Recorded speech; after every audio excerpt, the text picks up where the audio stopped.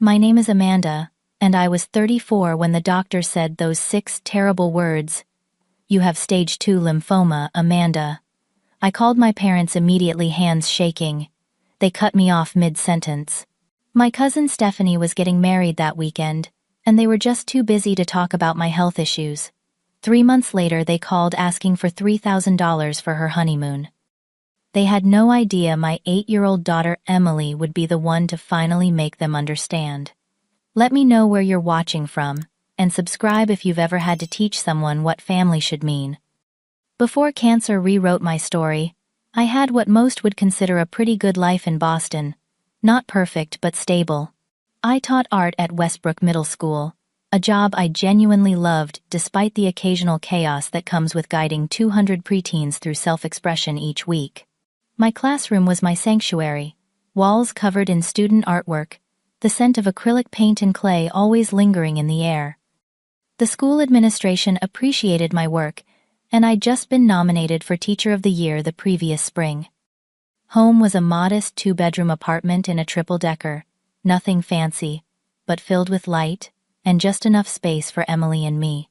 We had our weekend traditions: Saturday morning pancakes, shaped like whatever Emily requested that week, trips to the public library, and Sunday afternoon walks along the Charles River, when weather permitted. Emily collected river stones which she painted and arranged meticulously on her windowsill. She was my bright spot, wise beyond her 8 years, with her father's green eyes and my unruly brown curls. My relationship with my parents, Margaret and Richard, had always been complicated. They lived 3 hours away in an affluent Connecticut suburb in the same house where I grew up. My father had built a successful accounting firm, and my mother was active in their country club social scene. From the outside, we looked like the perfect upper-middle-class family, but appearances were deceiving. Since childhood, I had lived in the shadow of my cousin Stephanie. She was my mother's sister's daughter, only 2 years older than me, and somehow, always the center of attention at family gatherings. When we were kids, Stephanie got riding lessons while I got library books. When we graduated high school, Stephanie got a car while I got a department store gift card. My parents never missed any of Stephanie's dance recitals or tennis matches, but they had attended exactly 3 of my art shows throughout my entire school career. I had made peace with this dynamic years ago, or so I thought. I maintained a polite relationship with my parents, calling weekly and visiting on major holidays. They doted on Emily, at least sending her expensive gifts and asking about her grades. I was grateful for that much. The distance between us had subtly increased in the 3 years since my divorce from Patrick. They had never approved of him. A graphic designer wasn't stable enough in their eyes, but they also blamed me when the marriage fell apart. He had moved to Seattle for a job opportunity, and though he sent child support regularly, his visits with Emily had dwindled to twice a year. My parents thought I should have followed him west to keep the family together. They didn't understand that the marriage had been crumbling long before the job offer. The first signs of my illness were easy to dismiss. Teaching is exhausting work, so the fatigue seemed normal. The swollen lymph nodes in my neck I attributed to fighting off whatever germs my students brought to class. The night sweats I blamed on early perimenopause, though I was only 34. By the time I finally made an appointment, I had been ignoring symptoms for nearly 6 months. Dr. Kathleen Morris, my primary care physician for years, didn't hide her concern during the examination. "Amanda, how long has this lymph node been swollen?" she asked, her fingers gently probing my neck. "A few months," I admitted. "I thought it was just a lingering cold." She frowned. "And you've lost weight?" I nodded. "About 15 pounds, but I've been too busy to eat regularly." She ordered blood work and a CT scan using words like precautionary and routine, but I caught the worry in her eyes. Still, I told no one. No sense alarming Emily, and my parents would likely minimize my concerns anyway. In the week waiting for results, I found myself staring at Emily while she slept, counting her steady breaths, wondering what would happen to her if something happened to me. Patrick was 3,000 miles away, building a new life. My parents were emotionally distant at best. Who would be there for my daughter? I remembered how alone I felt during my divorce 3 years earlier. Patrick had announced he was taking the Seattle job with or without us. I had refused to uproot Emily from her school and friends. When I called my parents to tell them we were separating, my mother had sighed and said, "Well, we told you. Marrying an artist type was risky, Amanda. Men like that are never reliable." No comfort, no support, just a reminder that they had predicted my failure. The evening before my follow-up appointment, Emily found me sitting at our kitchen table, staring at a stack of medical insurance paperwork. At 8, she was perceptive in that unsettling way of children who have witnessed adult worry.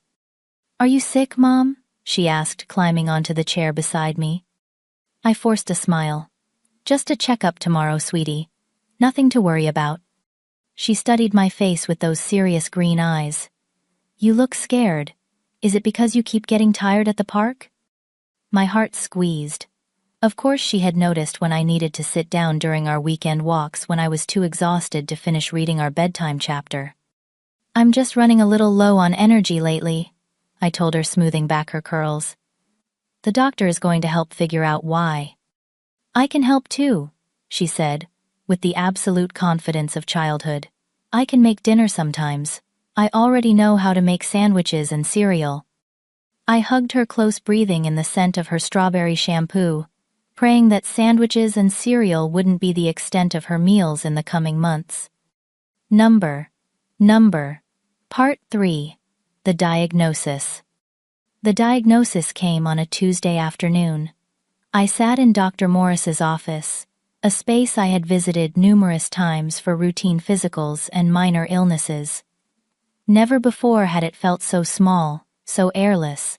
She entered with a folder in hand, her usual warm smile replaced by a professional mask of composure. "Amanda," she said, sitting across from me, "I have your test results." She opened the folder, though I sensed she already knew every detail without looking. The CT scan and blood work confirm lymphoma, a type of blood cancer affecting the lymphatic system. The word cancer hung in the air between us. I had prepared myself for this possibility during sleepless nights, Googling symptoms until my eyes burned. Yet hearing it spoken aloud made my ears ring as if the word itself was an alarm bell. "Stage 2, she continued, her voice gentle but direct. "The good news is that this type of lymphoma typically responds well to treatment. I've already referred you to Dr. Rachel Bennett at Boston Medical Center. She's one of the best oncologists in the area." I nodded mechanically as she explained next steps, treatment options, statistics. I heard fragments, chemoradiation, possibility, success rates, side effects. My mind kept circling back to one thought: Emily, Emily, Emily. "Do you have someone with you today, Dr. Morris?" asked, noticing my vacant stare. "No, I came straight from work," I said, my voice sounding distant even to my own ears. "I need to pick up my daughter from after-school program by 5. She glanced at her watch. "That gives us time to discuss any immediate questions you have." But my mind was blank. All the questions I had rehearsed evaporated, replaced by images of my 8-year-old daughter waiting for me at school, unaware that our world had just shifted on its axis. Dr. Morris wrote down Dr. Bennett's information and the date of my appointment already scheduled for the following week. She squeezed my hand before I left, a gesture so kind that I nearly broke down right there. The drive home was a blur. Halfway there, I pulled into Riverside Park and stopped the car. For 10 minutes I screamed and sobbed, pounding the steering wheel until my palms stung. Then I wiped my face, reapplied my lipstick, using the rearview mirror, and continued to Emily's school. She couldn't see me like this. I wouldn't let cancer take her childhood security along with my health. As I watched Emily climb into the car, her backpack almost as big as she was, a painful thought crystallized. I might not see her grow up. I might miss her high school graduation, her first heartbreak, her wedding. The unfairness of it burned in my chest. That evening, after Emily was in bed, I sat on my back porch with a glass of wine I couldn't taste, and my phone in hand. Despite everything, despite years of emotional distance, my parents were still my parents. Surely a cancer diagnosis would break through whatever barriers had formed between us. Surely this would matter. I dialed their number, rehearsing how to deliver the news as gently as possible. My mother answered on the fourth ring, her voice harried. "Amanda, can this wait? We're in the middle of finalizing details for Stephanie's wedding this weekend. The florist just called with a crisis about the centerpieces." In the background, I could hear my father talking animatedly, probably on another phone line. I heard Stephanie's name mentioned several times. "Mom," I said, my voice cracking slightly, "I actually have something important to tell you." "Hold on," she said, not responding to the emotion in my voice. I heard her cover the receiver and speak to someone else. "Richard, can you tell them? We need the original peonies, not substitutions. The color scheme will be completely thrown off." "Mom," I tried again, louder. "I got some test results today." She came back to the line. "What kind of test results is this about Emily's academics? Because you know Stephanie's daughter Zoe is already in the gifted program, and they're the same age." The familiar sting of comparison momentarily distracted me from my purpose. "No, it's about my health. I've been having some symptoms and—" "Oh, Amanda, everyone has health issues," she interrupted. "I've had this persistent tennis elbow for months, but you don't hear me complaining. Your father's cholesterol is through the roof." I closed my eyes, gathering my strength. "Mom, please listen. I was diagnosed with lymphoma today. It's a type of cancer." There was a brief silence, and for a moment I thought I'd broken through. "Cancer," she repeated, her tone more puzzled than alarmed. "Are you sure? You always were a hypochondriac as a child. Remember when you were convinced you had appendicitis, and it was just constipation?" I gripped the phone tighter. "I'm not a child anymore, and yes, I'm sure. I have the CT scans and blood work to prove it." "Well," she said after a pause, "I'm sure it's not as serious as you think. These doctors are always so dramatic. What does this mean for Stephanie's wedding? You're still coming, right? You're doing the guest book table." The conversation continued in this vein for several minutes. Each time I tried to explain the diagnosis, the treatment plan, my fears, she redirected to the wedding, to Stephanie, to anything else. My father got on the line, briefly asked if I had a second opinion, then said he had to take another call. Finally, my mother said, "Amanda, we're really too busy right now, with wedding preparations, to discuss your health issues. Can we talk about this next week?" After the excitement dies down, I felt a cold numbness spread through me. "Sure, Mom. Next week." "Wonderful. Don't forget to wear that navy dress we bought you for Christmas, not black. Stephanie doesn't want anything somber in her wedding pictures." After hanging up, I sat motionless on the porch, the evening air growing chilly around me. I had just told my parents I had cancer, and they were concerned about what I would wear to their niece's wedding. A laugh bubbled up from my chest, edged with hysteria, followed by tears that wouldn't stop. That's how Emily found me 20 minutes later. She should have been asleep, but instead, she stood in the doorway in her unicorn pajamas, her face solemn. "Mom," she whispered, "are you crying because of the doctor?" I wiped my face quickly. "Honey, you should be in bed." She padded across the porch and climbed into my lap, though she was getting almost too big for it. "Did the doctor say you're sick?" In that moment I made a decision. I would not lie to my daughter. I would not pretend everything was fine when it wasn't. She deserved better than that. "Yes, Em," I said softly. "I am sick. It's called lymphoma, and it means I'll need to take strong medicine that might make me feel worse before I feel better." Her small hand found mine. "Is it like when Mia's mom got sick at school and lost her hair?" Mia was a classmate whose mother had battled breast cancer the previous year. The school had organized meal trains and fundraisers. I hadn't realized Emily had made the connection. "Similar," I acknowledged. "I might lose my hair too." Emily was quiet for a long moment, thinking. Then she straightened her shoulders in a gesture so like my own that it made my heart ache. "I'll help you," she said firmly. "I can learn to cook more things. And I can brush your hair until it falls out, and then I can help pick out scarves like Mia's mom had." Tears threatened again, but different ones this time.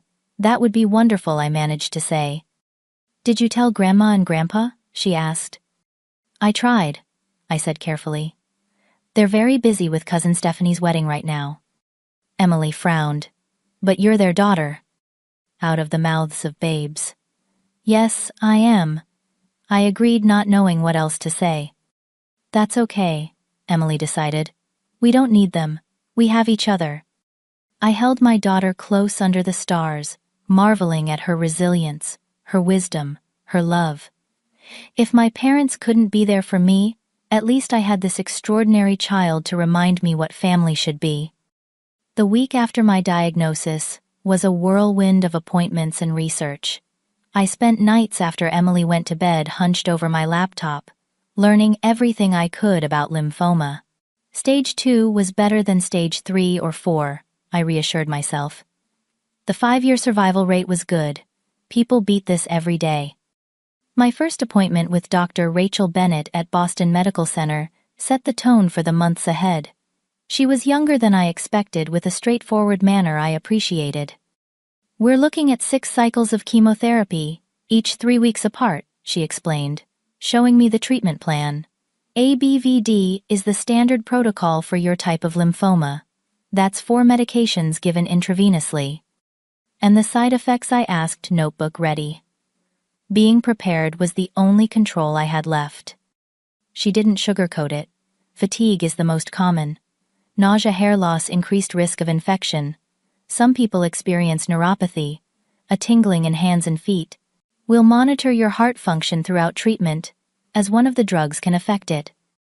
I wrote everything down, already planning how to manage teaching around treatment days and success rates. For stage 2, about 80% of patients achieve complete remission. Of those, about 75% remain cancer-free long-term. Odds I could live with. Had to live with. My next task was arranging childcare for Emily during my treatments. My neighbor Hazel, a retired nurse in her 60s, was a godsend. When I explained the situation, she immediately offered to watch Emily on treatment days and to check on us regularly. "My sister had lymphoma 10 years ago," she told me. "She's still doing line dancing 3 times a week. You'll get through this, Amanda." The school administration was equally supportive.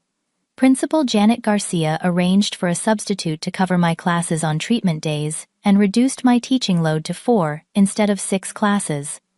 "Focus on getting well," she said. "Your job will be waiting for you." My parents hadn't called back.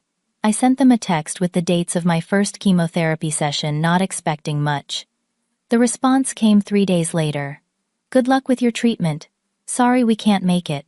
Recovering from wedding festivities." The morning of my first chemo session, I woke before dawn, anxiety making sleep impossible. I checked on Emily, still sleeping peacefully, and left a note for Hazel, who would arrive to take her to school. Then, I drove myself to the hospital.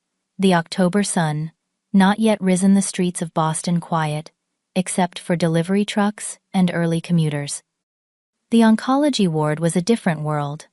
I was given a private room with a reclining chair, a television, and a window overlooking the city. The nurse Carmen inserted my IV with practiced efficiency.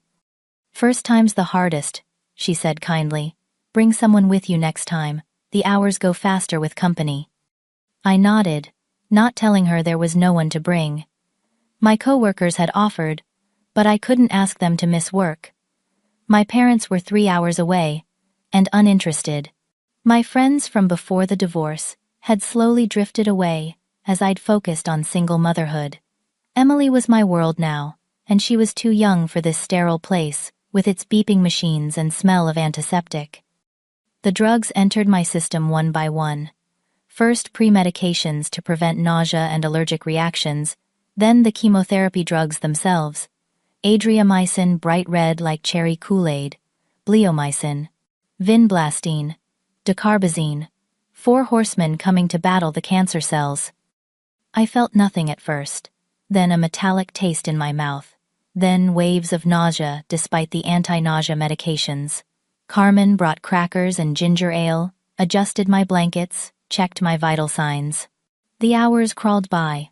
I tried reading, then watching television, then simply staring out the window as the autumn day brightened and faded. By the time I was disconnected from the IV, 6 hours had passed. I was exhausted in a way I'd never experienced before, as if my very cells were tired. Carmen reviewed my home care instructions, the medications I would take over the next few days, the warning signs that should prompt a call to the doctor.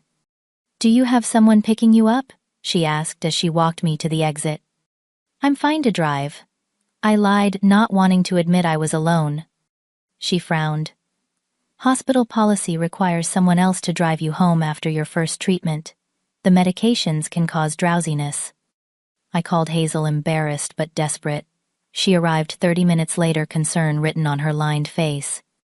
"You should have told me," she scolded gently. "I would have arranged to be here." The next 3 days were the worst. The nausea came in waves, making even water hard to keep down. The fatigue was crushing. Emily tiptoed around the apartment, bringing me glasses of water, drawing pictures to cheer me up. Hazel checked in twice daily, bringing simple foods I might tolerate. My parents sent a text on day 2. "Hope you're feeling better. Stephanie loved the serving platter you sent as a wedding gift." I sent weekly updates after that brief text, stating facts without emotion. "Second chemo session completed. Side effects manageable. Blood work looks good. Treatment continuing as planned." The responses when they came were equally brief. "Glad to hear it. Keep us posted." My coworkers organized a meal train. Every other day, someone would drop off dinner, saving me from cooking when standing for more than 10 minutes made me dizzy. The art teacher from the high school offered to take Emily to the Children's Museum one Saturday, giving me a full day to simply rest. By the 3rd week, my hair began falling out. First, a few strands on my pillow, then clumps in the shower. Emily found me crying in the bathroom, handfuls of brown curls clutched in my fists. "It's okay, Mom," she said, her voice small but determined. "We knew this would happen, remember? We can go shopping for scarves today." She helped me shave the rest off that evening, standing on a stool behind me in the bathroom, carefully guiding the clippers as I directed her. When it was done, my scalp pale and exposed, she kissed the top of my head. "You look like a warrior," she decided, "like those ladies in that movie with the spears." The next day we bought colorful scarves and a soft knit beanie for colder days. Emily insisted on trying on scarves too, in solidarity. The saleswoman, noting my gaunt appearance and Emily's protective hovering, gave us a 20% discount without being asked. As treatments continued, the financial strain began to mount. My insurance covered 80% of the medical costs, but 20% of astronomical sums was still significant. Copays, medications, special foods I could tolerate, gas, driving to and from appointments, it all added up. I dipped into my meager savings, then started putting expenses on credit cards. Through it all, my parents remained distant. They sent a Christmas card with a group photo from Stephanie's wedding. There I was in the corner wearing the navy dress, as instructed, my face already thinner than it should have been, my smile forced. Emily was not in the photo. The wedding had been adults only. Looking at that photo at my parents beaming beside Stephanie in her designer gown, something broke inside me. I had been fighting so hard, fighting cancer, fighting to maintain normalcy for Emily, fighting to keep teaching part-time through exhaustion and pain. And my own parents couldn't even be bothered to call and ask how I was doing. Emily found me sitting on the kitchen floor, the Christmas card torn in half beside me. "Mom," she asked, kneeling beside me, "what's wrong?" I couldn't protect her from everything. That was the hard lesson of these months. "I'm just sad that Grandma and Grandpa aren't helping us during this hard time," I admitted. She nodded sagely. "They're not very good grandparents," she observed. "Or parents either, I think." I laughed through my tears. "When did you get so smart?" "I've always been smart," she said with complete seriousness. "I just didn't have to show it before." She helped me up from the floor, this child suddenly carrying so much responsibility. "I made your tea with honey," she said, "and we can watch that baking show you like." As we curled up on the couch together, I realized something important. We were managing. It wasn't perfect. It wasn't easy. But Emily and I were facing this crisis together, and somehow, we were getting through each day. The support I craved from my parents had been replaced by the generosity of friends, colleagues, and even strangers. Maybe that was enough. 3 months into my treatment, the doctors were cautiously optimistic. The tumors were shrinking, my blood counts were improving, and though the side effects hadn't lessened, I had developed routines to manage them. I still taught 3 days a week wearing colorful scarves that my students complimented. Emily had adjusted to our new normal with remarkable resilience, taking pride in her role as my helper. It was a Tuesday evening in late January when my parents called. Seeing their number on my phone screen was so unexpected that I almost didn't answer. Emily was doing homework at the kitchen table, while I prepared a simple dinner of soup and sandwiches, one of the few meals I could still manage to cook. "Hello," I answered, trying to keep surprise from my voice. "Amanda, it's your mother," came the familiar voice, as if we spoke regularly, instead of barely communicating for months. "Hi, Mom. Is everything okay?" I couldn't imagine why else she would call. "Everything's fine," she said briskly. "Your father and I wanted to talk to you about something. Is now a good time?" I glanced at Emily, who was watching me curiously. "Sure, I have a few minutes before dinner. I'll put you on speakerphone, so your father can join the conversation." There was a shuffling sound, then my father's voice. "Hello, Amanda, how are you feeling?" The question, which should have been asked months ago, caught me off guard. "I'm managing. The treatment is difficult, but it seems to be working." "Good, good," he said vaguely, as if I'd mentioned a minor cold. "Listen, Amanda, we're calling because Stephanie and Brian are planning their honeymoon." I waited, not sure what this had to do with me. My mother continued. "They've had their hearts set on Bali, 2 weeks at a beautiful resort. It's quite expensive, of course, but they've been saving." "That sounds nice," I said cautiously. "I'm sure they'll have a wonderful time." "Well," my father jumped in, "the thing is they're a bit short on funds. The wedding cost more than anticipated, and Stephanie's hours at the boutique were cut back recently." An uneasy feeling settled in my stomach. "I'm sorry to hear that." "We're putting together a family gift," my mother explained, her voice taking on the persuasive tone she used when serving on fundraising committees. "Everyone is contributing to help make their dream honeymoon a reality. We thought you might want to participate." I gripped the counter for support. "Participate how exactly?" "We're asking family members to contribute what they can," my father said. "Your Aunt Susan gave 1,000. We thought perhaps you could manage 3,000. The room seemed to tilt slightly. $3,000, I repeated, certain I had misheard. "Yes," my mother confirmed cheerfully. "It would be such a meaningful gift. Family needs to support family, Amanda."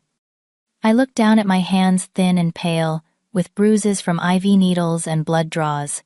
I thought of the stack of medical bills on my desk, the credit card statements.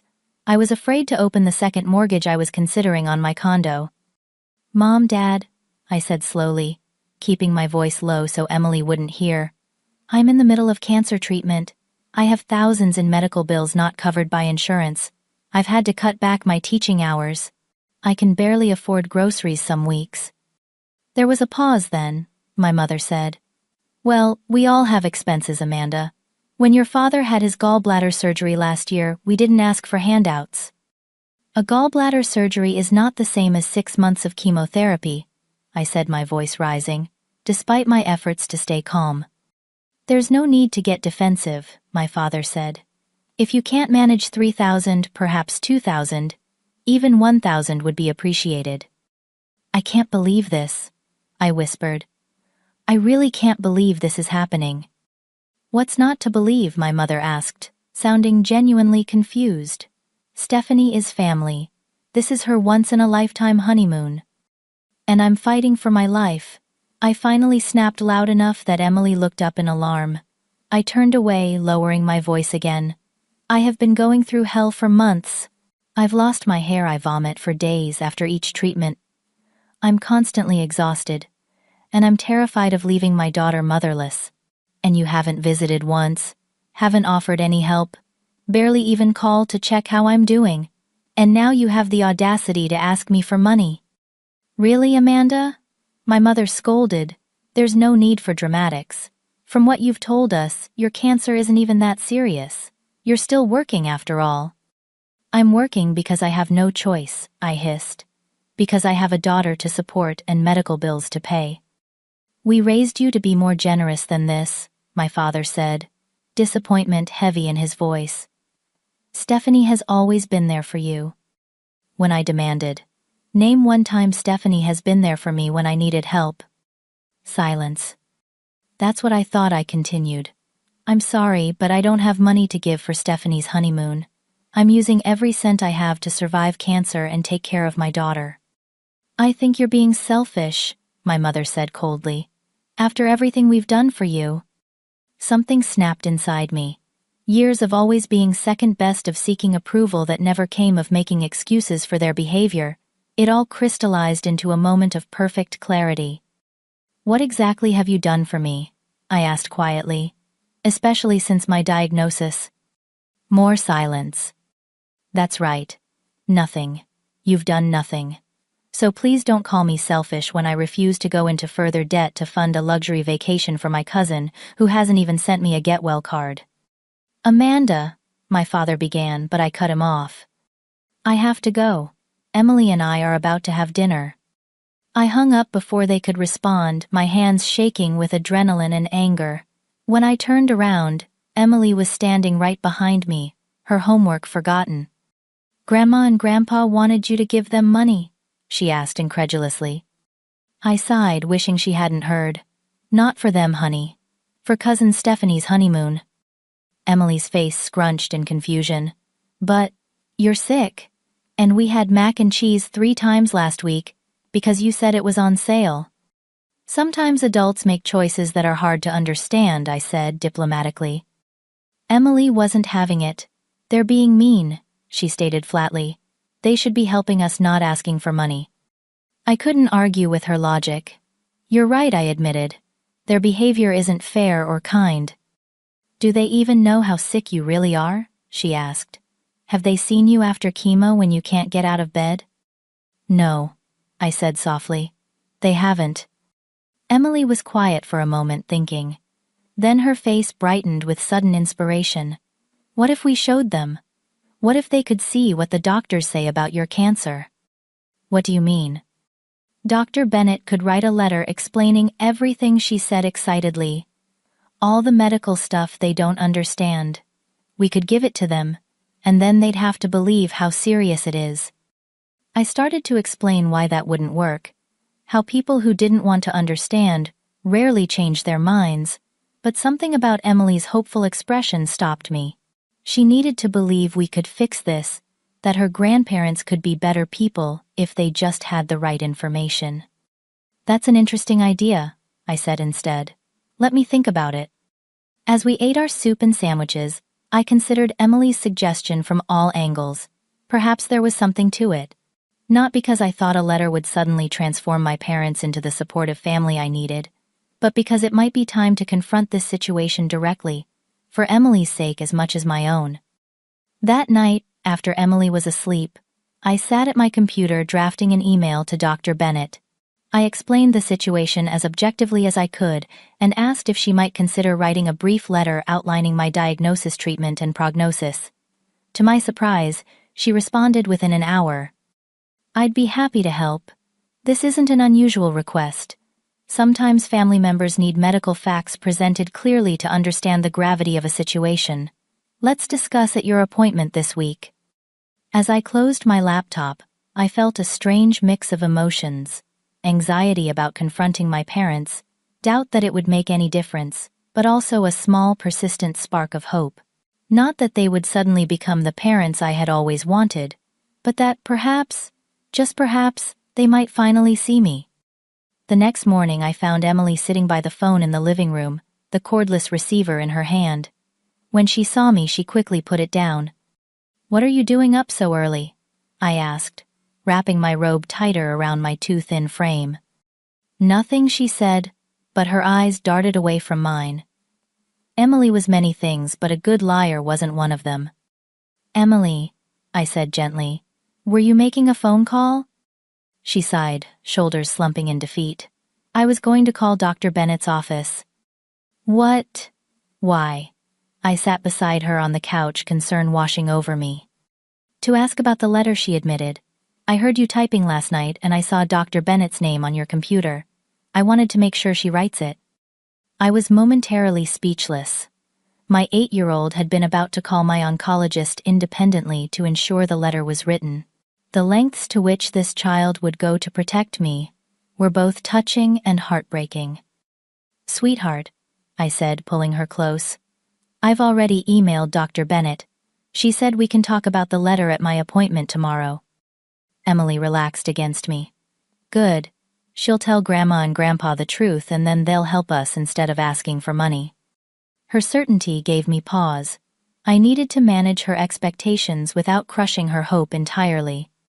"Emily, I want you to understand something. Even with a letter from Dr. Bennett, Grandma and Grandpa might not change how they act. Sometimes people are set in their ways, especially adults." She considered this, her forehead wrinkled in thought.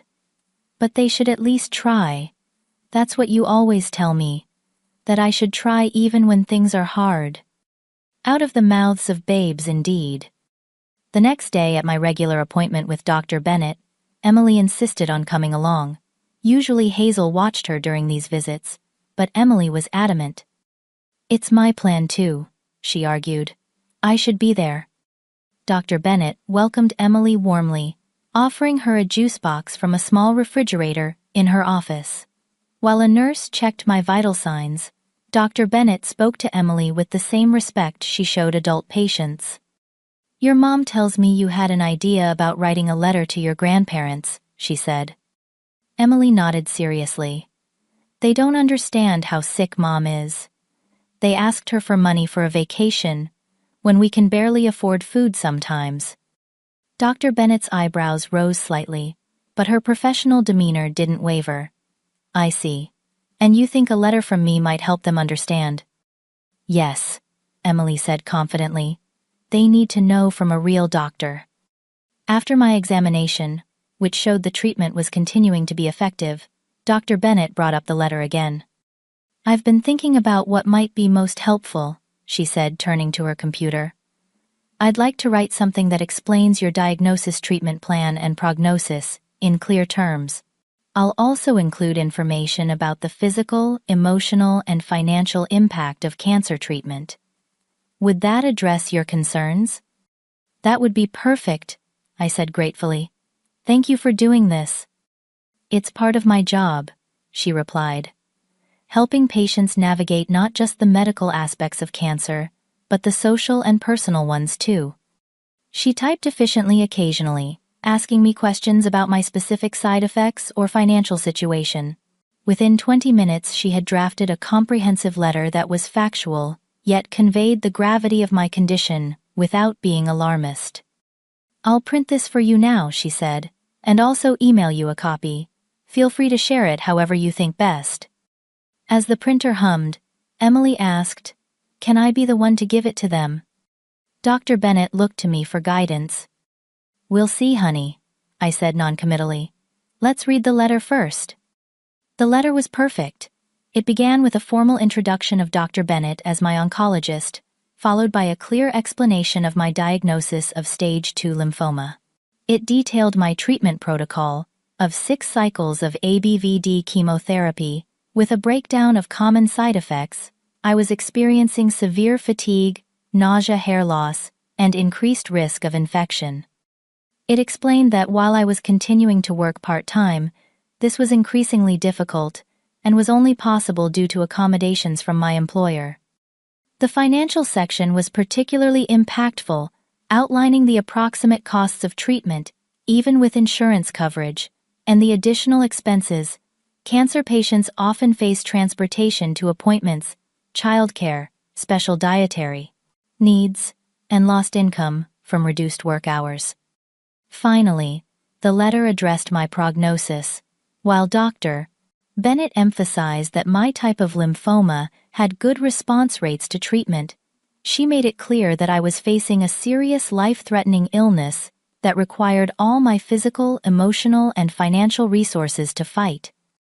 "Is this what you had in mind?" Dr. Bennett asked, as I finished reading. "It's exactly right," I said, emotion, making my voice thick. "Thank you."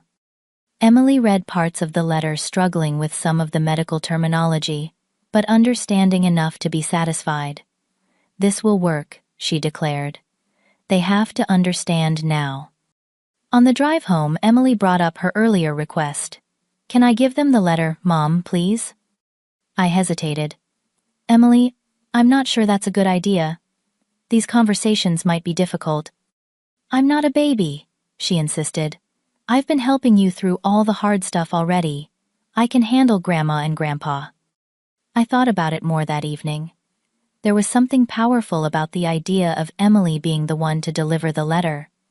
My parents had always doted on her, even when they were dismissive of me. Perhaps seeing their granddaughter standing up for her mother would make an impact that nothing else could. After 2 days of consideration, I made a decision. "Okay, Emily. We'll go visit Grandma and Grandpa this weekend, and you can give them the letter. But we need to prepare for any reaction they might have."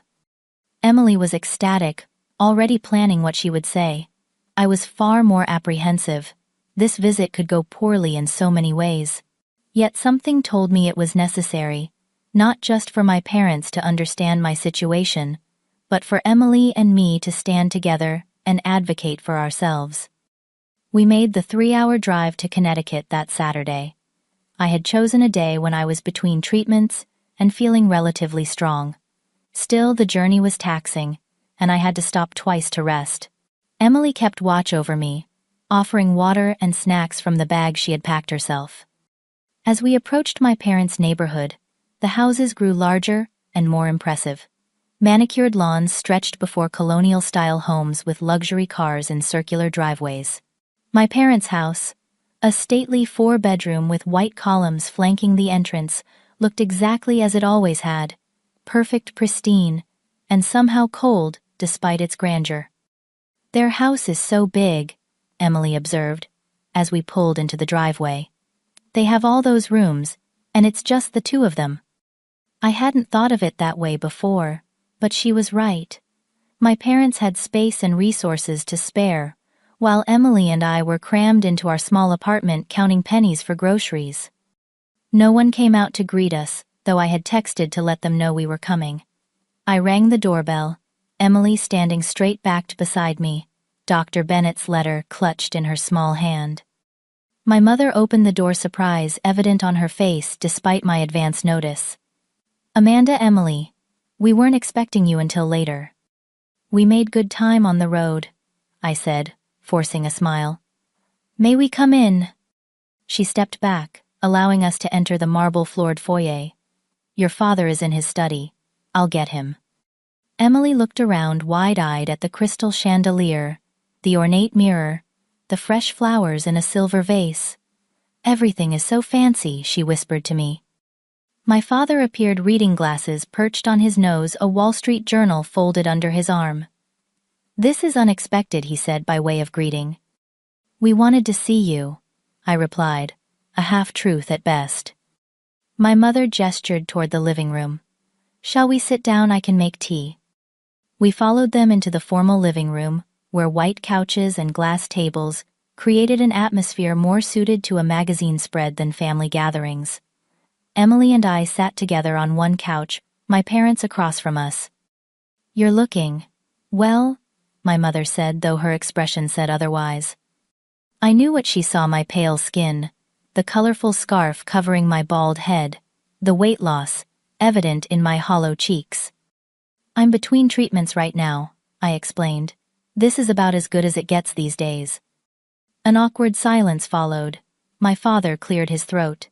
"If this is about our phone call the other day, we've already arranged for Stephanie's honeymoon gift without your contribution." Emily's small hand found mine, squeezing it in support. Actually, I began. We came because... I have something for you, Emily interrupted, her voice surprisingly steady. She stood up, the letter clutched in both hands now. It's from Mom's cancer doctor. My parents exchanged a glance. As Emily walked across to them, her chin held high. It explains everything about Mom's cancer, she continued. How sick she really is, and how hard the treatment is, and how much it costs. She held out the letter to my father, who took it with a puzzled expression. Emily, I'm not sure what this is about, but... Please just read it, she said, her voice smaller now, but still determined. Please. My father unfolded the letter, my mother leaning in to read alongside him.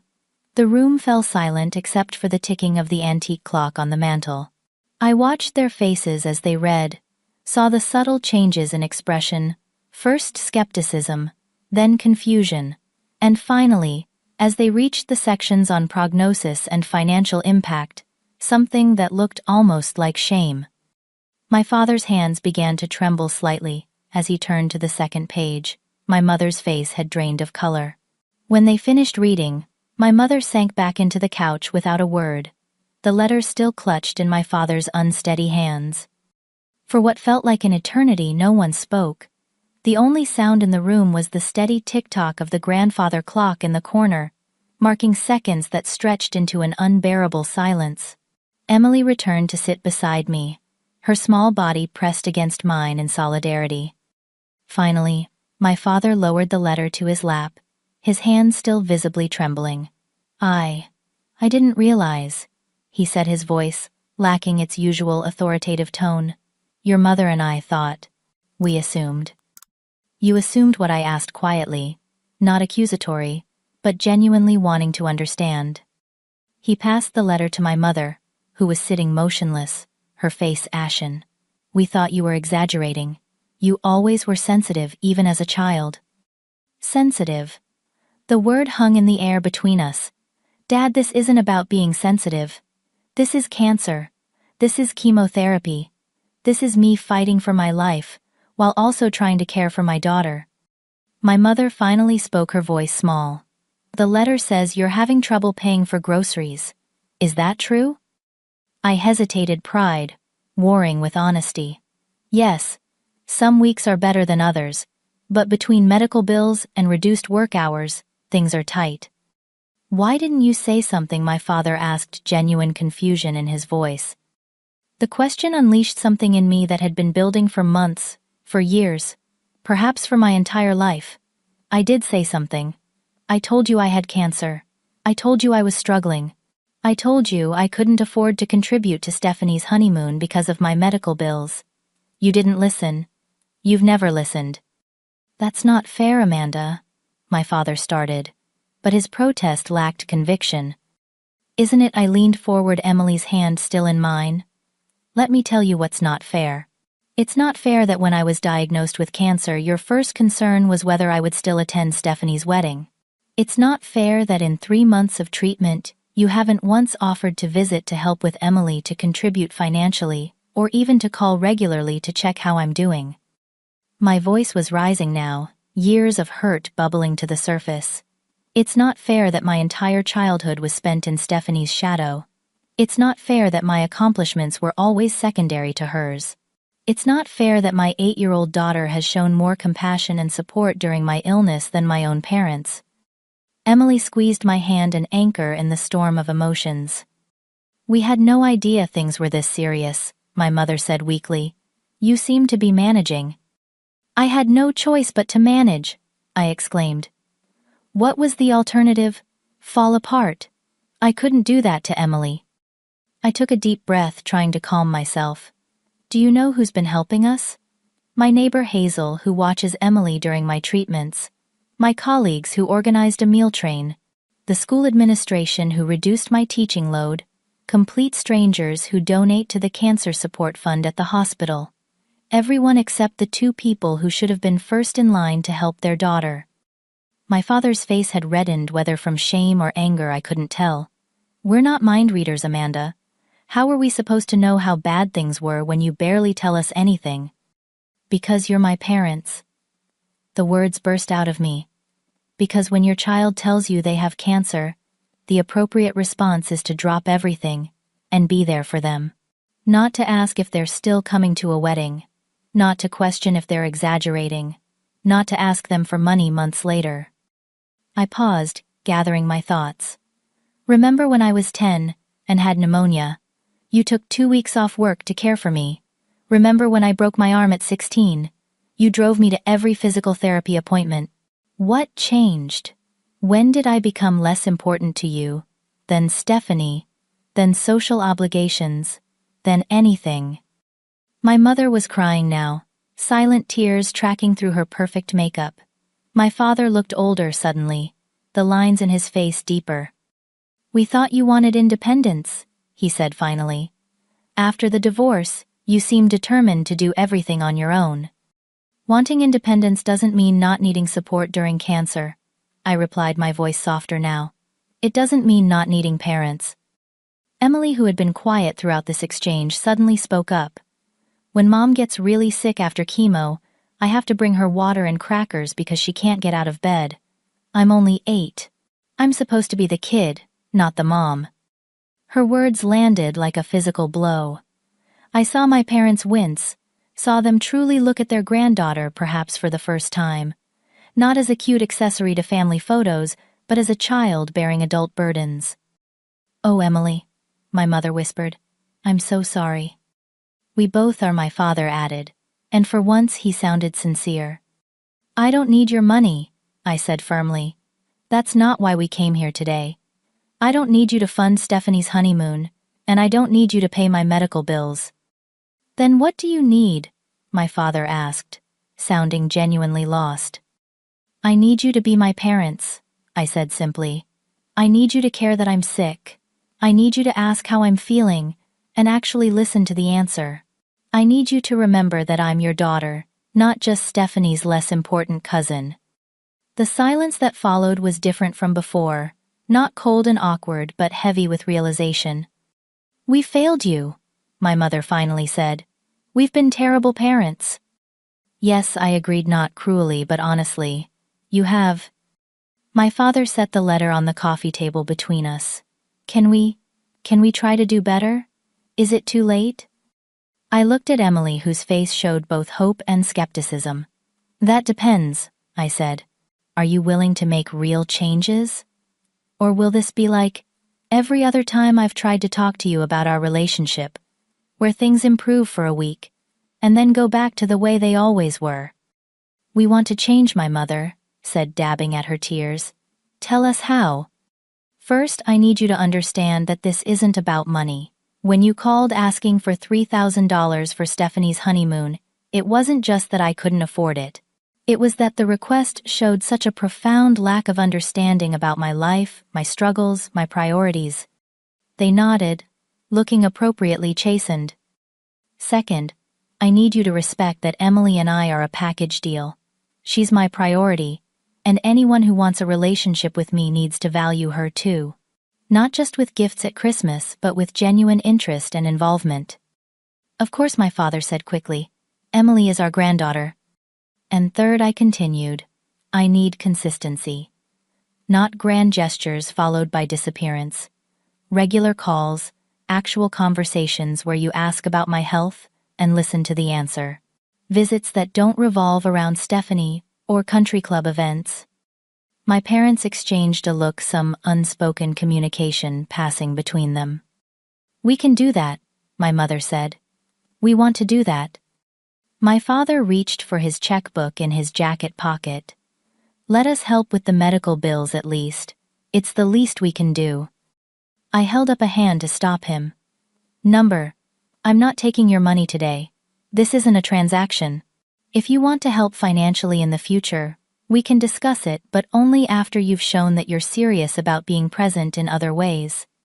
He looked surprised, but replaced the checkbook. All right, what would you like us to do first? Listen, I said simply. Really listen when I tell you what this experience has been like. Ask questions. Try to understand. And so, for the next hour, I talked. I told them about the day of diagnosis, the fear that had consumed me. I described the physical pain of treatment, the humiliation of losing my hair, the constant worry about Emily's well-being. I shared the terror of facing mortality at 34, of wondering if I would see my daughter grow up. I explained the financial realities, the exact costs of medications, the burden of co-pays, the impossible choices between food and heating some months. They listened, really listened perhaps for the first time in decades. They asked questions that showed they were trying to understand. They didn't minimize or compare or deflect. When I finished, Emily added her perspective. What it was like to watch her mother suffer. How scared she had been. How she had tried to be brave and helpful. By the time we fell silent, the afternoon light was fading from the windows. My parents looked shell-shocked, as if seeing a reality they had never imagined existed. We had no idea, my father said, his voice rough with emotion. We've been so wrapped up in our own world and appearances and status and what the country club crowd thinks. We've been terrible parents, my mother repeated, and terrible grandparents. Yes, I agreed again, but you don't have to stay that way. 6 months later, I sat in Dr. Bennett's office receiving the news I had fought so hard to hear: remission. The cancer had responded to treatment, and while I would need regular monitoring for years to come, the immediate battle was won. Congratulations, Amanda, Dr. Bennett said, genuine warmth in her voice. You've been through hell and back, but you did it. I touched the soft fuzz of new hair growing on my head, still sparse, but definitely there. We did it, I corrected her. I had a lot of help. On the drive home, I reflected on the journey of the past 9 months. The physical recovery was still ongoing. I tired easily, and certain foods still tasted strange, due to the lingering effects of chemotherapy. But I was back to teaching full-time, my students thrilled to have their art teacher fully present again. What surprised me most was the parallel journey of emotional healing. The confrontation with my parents had triggered changes I hadn't dared to hope for. True to their word, they had started with small but consistent efforts. Weekly phone calls became daily check-ins. They asked detailed questions about my treatment and actually remembered the answers.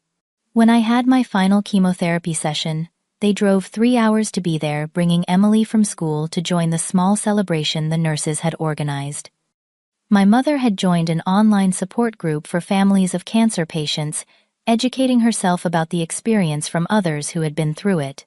My father had contacted the hospital's financial services department, and with my reluctant permission arranged to pay off the remaining medical bills. But more meaningful than the financial help were the changes in their behavior toward Emily and me. They started inviting us for weekend visits that didn't revolve around larger family gatherings. They attended Emily's school science fair, beaming with pride, as she explained her project on the effects of chemotherapy on the body inspired by my treatment. Most surprisingly, they had reached out to Dr. Bennett, directly asking for a meeting to better understand my ongoing health needs. The oncologist later told me she had been impressed by their genuine desire to learn and support. They asked really good questions, she had said. Not just about the medical aspects, but about how they could be emotionally supportive during your recovery. The relationship remained a work in progress. Years of patterns couldn't be erased in months, and there were still moments of tension, still times when old habits emerged. But the effort was consistent, and that mattered more than perfection. What had changed most profoundly was my own perspective on family. Through this ordeal, I had discovered that family wasn't just about blood relations, it was about the people who showed up when it mattered. Hazel, my neighbor, had become like a grandmother to Emily, continuing their special relationship even after my treatment ended.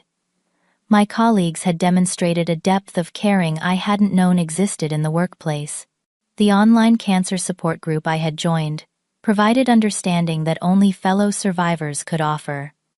This chosen family had sustained me when my blood relatives couldn't or wouldn't.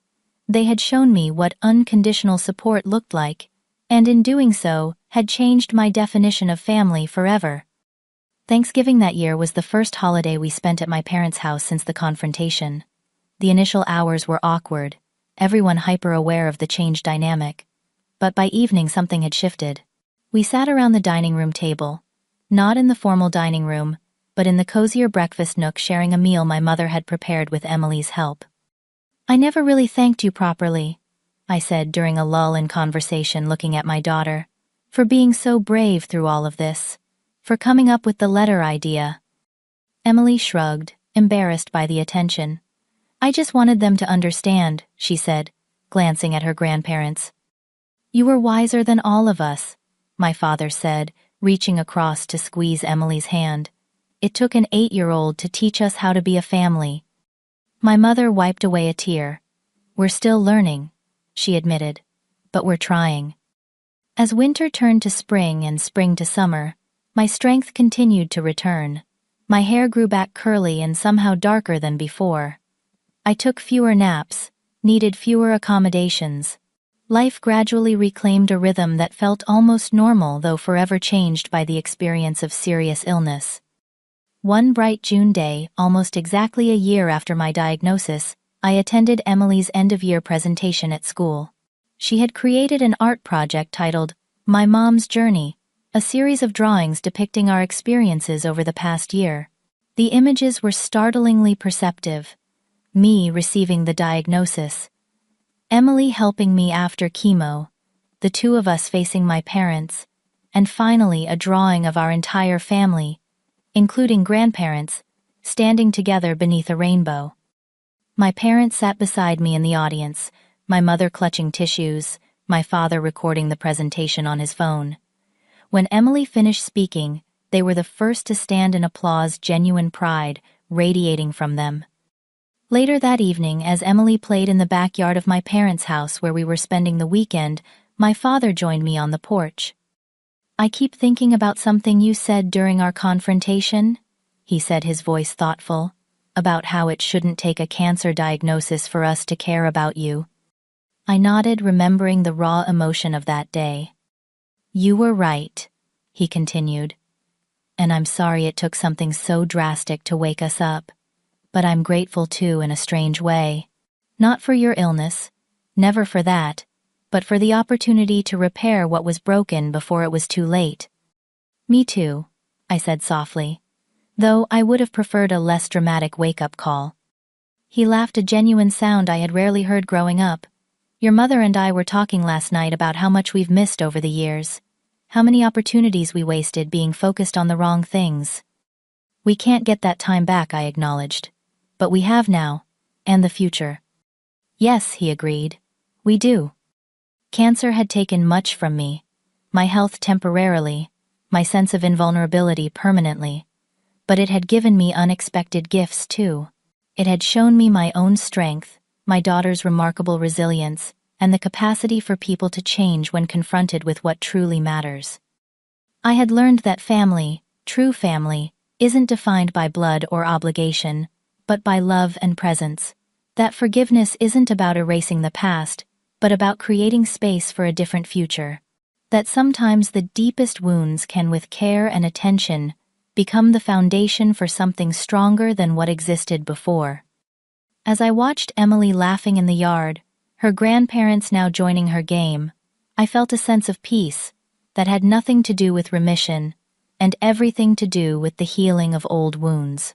We were all forever changed by what we had endured together, but perhaps changed for the better.